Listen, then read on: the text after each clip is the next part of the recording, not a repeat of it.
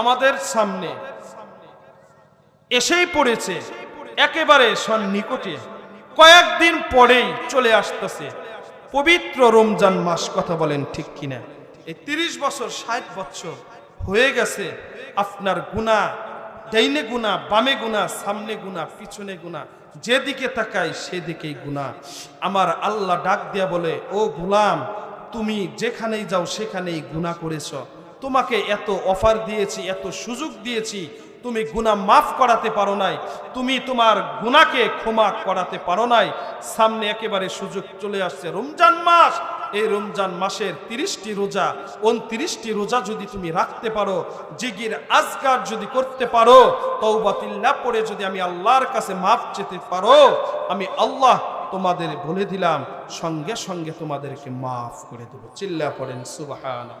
আল্লাহ হযরত আলী রাদিয়াল্লাহু আনহু সাধারণ কোন মানুষ ছিলেন না, আমাদের থেকে কিন্তু অনেক ব্যতিক্রম ছিল। তাদের সাথে কিন্তু আমাদের তুলনা করাটাও যাবে না। কথা বলেন ঠিক কিনা? সাহাবীদের ইজ্জত কেমন, সম্মান কেমন, কিতাবের ভিতরে এসেছে, কিতাবের ভিতরে পাওয়া যায়, ইতিহাসের মধ্যে পাওয়া যায়।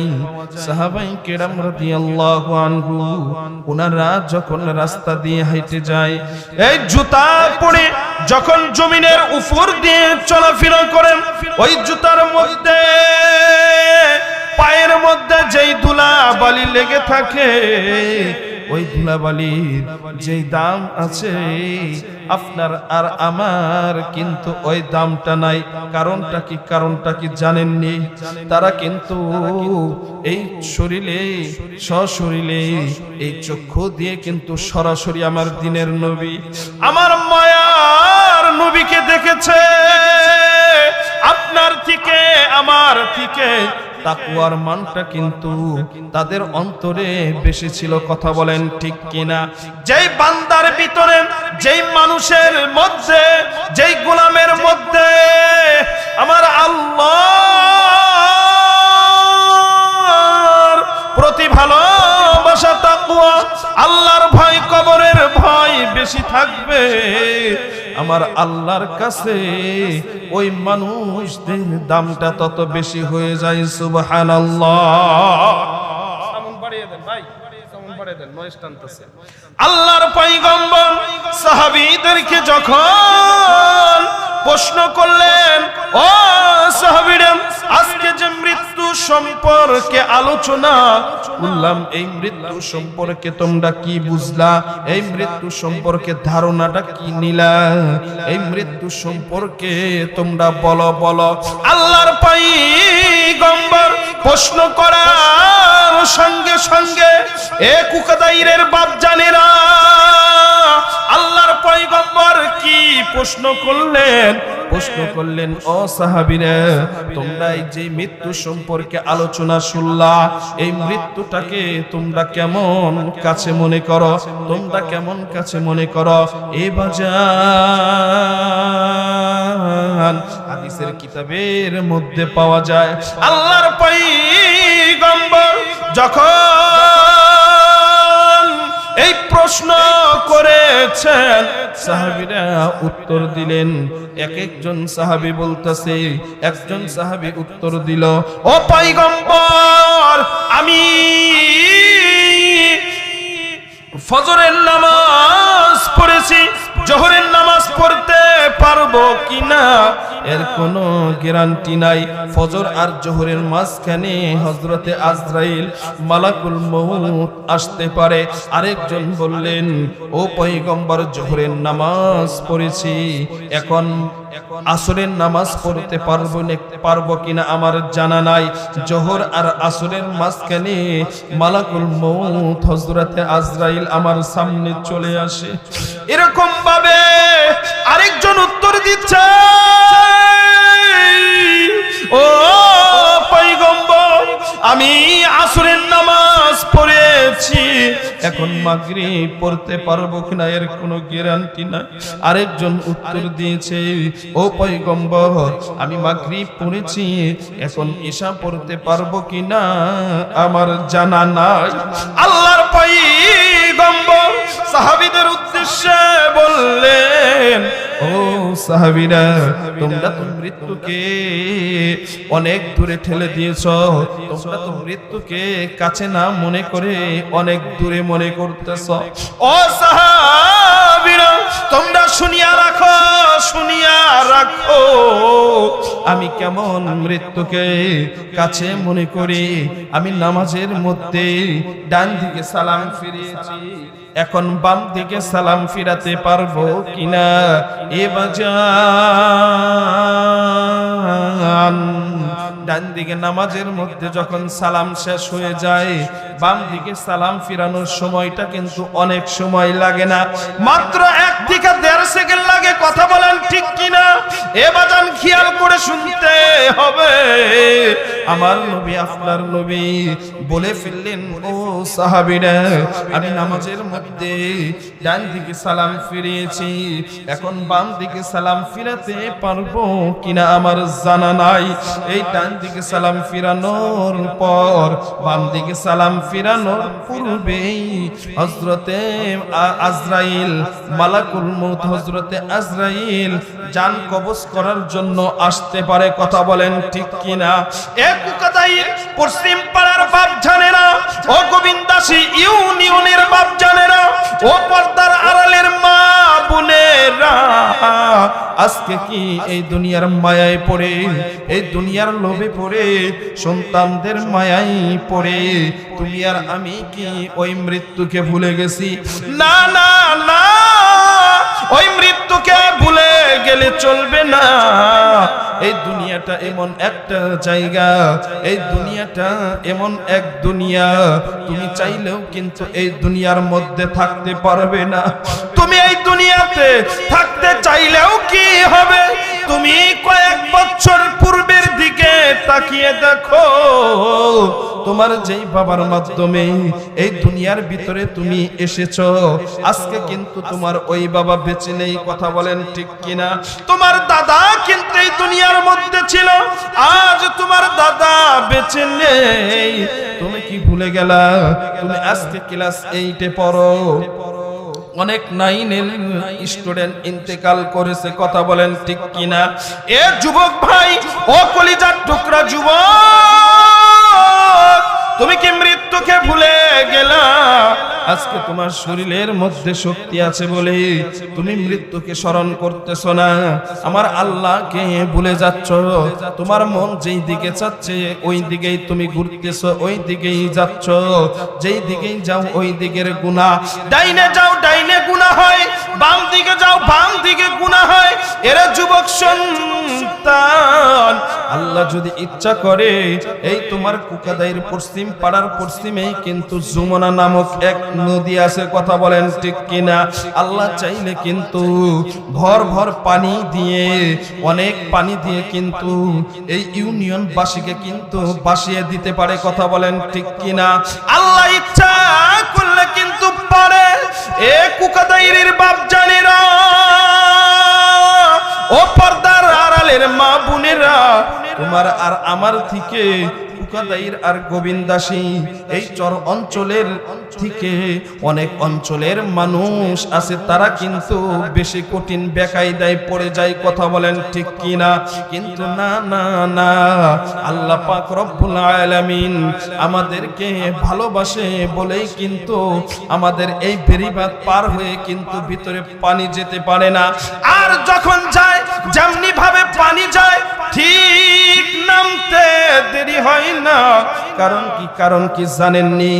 আপনাদের এলাকার ভিতরে হয়তো বা এই অঞ্চলের ভিতরে এমন আল্লাহর কোন পাগল বান্দা আছে, এমন কোন কোরআন পড়নেওয়ালা কোন বান্দা আছে যার জন্য এই বালা মুসিবত আপনাদেরকে কোনো ক্ষতি করতে পারে না। কথা বলেন ঠিক কিনা? এ কলিজার টুকরা কৃষকরা, যুবক, এ যুবতী বোন, ও পর্দার আড়ালের মা বোনেরা, তোমাদেরকেও কিন্তু ওই মৃত্যু বরণ করতে হবে, তোমাদেরকেও কিন্তু ওই কবরে যেতে হবে। আজকে সন্তানদের কারণে, ওই সংসারের কারণে, জমির কারণে, হাই রে হাই, মনে হয় তোমার কপালটা পুড়ে যাচ্ছে। আজানের মতন আজান হয়ে যায়, তুমি নামাজ পড়তে পারো না, আল্লাহর ইবাদত করতে পারো না, আমার আল্লাহকে ডাকতে পারো না। এ মা, এরে বোন, না না না, আর গুনাহ করিও না। তোমাদের অনুরোধ করে বলে যাই, তোমাদের দুটি পায়ে ধরে বলে যাই, এরে বাজান, আজকে তুমি যাই গুনাহ করো, এই গুনার অবস্থায় যদি তোমার মৃত্যু হয়ে যায়, মালাকুল মউত আজরাইল যদি তোমার সামনে দাঁড়িয়ে যায়, তোমার অবস্থাটা কি হবে? তোমার অবস্থাটা কি হবে জানুনি? এ বাজান, কিতাবের ভিতরে পাওয়া যায়, এই দুনিয়ার ভিতরে অনেক মানুষদের কিন্তু এই নজরের মধ্যে দেখা দেয় কবরের মধ্যে আগুন জ্বলতেছে। কথা বলেন ঠিক কিনা? অনেক কবরস্থানে এই নদীর ভাঙ্গনে যখন ওই লাশ বের হয়ে যায়, যখন ইন্তেকাল করেছে, যখন দাফন করেছে, ওই কবরের ভিতরে যখন নামিয়েছে, তখন যেই পরিমাণ চেহারা ছিল, আর নদীর ভাঙ্গনের কারণে লাশটা যখন বের হয়ে আসে, এলাকার মানুষ যখন দেখে, চেহারাটা দেখে, এই চেহারাটা দিয়ে মনে হয় কেমন যেন নূর চমকাচ্ছে। চিল্লা পড়েন সুবহানাল্লাহ। কারণ কি? যখন ইন্তেকাল করলো তখন তো এরকম চেহারা ছিল না, আর এখন এরকম চেহারা দেয়, নূর চমকাচ্ছে। কারণ তথ্য নিয়ে আত্মীয় স্বজন যারা আছে, এলাকার মানুষ যারা আছে, সন্তানাদি যারা আছে, এদের কাছে তথ্য নিয়ে দেখা যায় যে উনি বড় আল্লাহওয়ালা ছিল, উনি বড় আল্লাহ প্রেমিক ছিল, উনি মসজিদ মাদ্রাসাকে মহব্বত করতো, 5 ওয়াক্ত নামাজ পড়তো। আপনারা নাম শুনছেন, এই উত্তরবঙ্গে কুড়িগ্রামে এক আল্লাহর পাগল আছে, যাকে মানুষ ঘুঘু মুন্সি করে বলতো। কি বলতো? আমরা কথায় কি রাগ করতেছেন বাজার? রাগ করতেছেন? রাগ করতেছেন কি? মানুষের লোকে বলতো ঘুঘু মুন্সি। কারণ কি?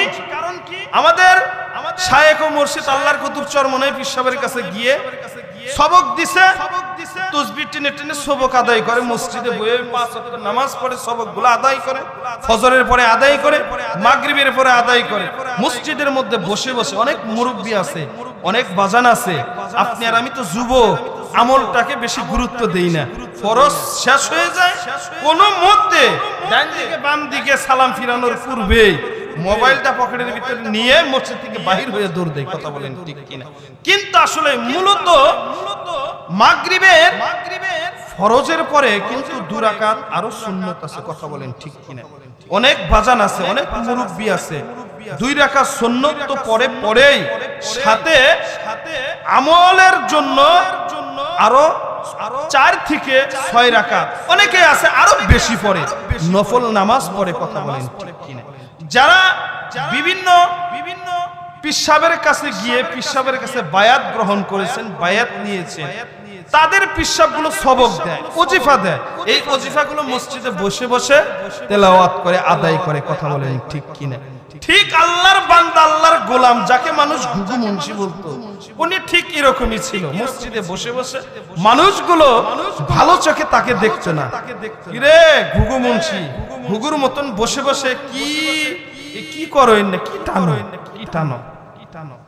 তুমি ঘুঘুই বলো আর যাই বলো, যতই টুপিওয়ালা দেখে টিটকারি করো, বিদ্রোহ মনে করো, মাদ্রাসার ছাত্র দেখতে পারো না?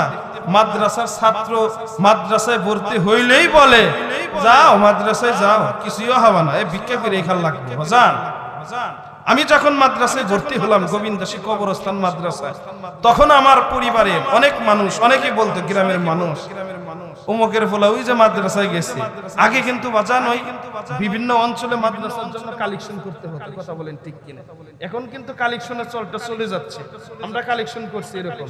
এগুলো আমরা কিছু মনে করতাম না, কারণ মাদ্রাসায় পড়ি, নবীর ঘর, নবীর মাদ্রাসার জন্য আমরা এগুলা করতাম, সবার জন্য মাদ্রাসার জন্য এরকম কালেকশন করতাম। কিন্তু এগুলা মানুষ ভালো চোখে দেখতো না, আমাদেরকেও ভালো চোখে দেখতো না। বাজান আজকে আল্লাহ কবুল করছে বিদায়, মাদ্রাসার খেদমতে আসছি, মসজিদের খেদমতে আসি, এবং কি এই গোলামের মাধ্যমে, আমার মাধ্যমে আল্লাহ পাক রব্বুল আলামিন বিভিন্ন জেলায়, বিভিন্ন থানায়, উপজেলায় কোরআনের খেদমত, আলোচনা বিভিন্ন অঞ্চলে গিয়ে গিয়ে আল্লাহ পাক রব্বুল আলামিন এই খেদমতটা আমাকে দ্বারা নিচ্ছেন। চিল্লায়া পড়েন মারহাবা। তাতে আপনাদের গ্রামের সন্তান, এলাকার সন্তান, আপনাদের ইউনিয়নের সন্তান হিসেবে আমি যে বিভিন্ন জায়গায় গিয়ে যে আলোচনা করি, এতে খুশি হন না আপনারা? এটা খুশির ব্যাপার না? দোয়া করবেন আল্লাহ পাক রব্বুল আলামিন আপনাদের এই ইউনিয়নের নাম যেন আরো বেশি থেকে বেশি আমি উঁচুতে নিতে পারি। বাজান আমার মূল কথা এটা না, আমি যেই কথা বলতেছিলাম, আল্লাহর বান্দা যখন মসজিদে বসে বসে এরকম ভাবে জিকির আজগার করতো, ওজিফাগুলো তেলাওয়াত করতো, আদায় করতো, মানুষগুলো ভালো চোখে দেখতো না।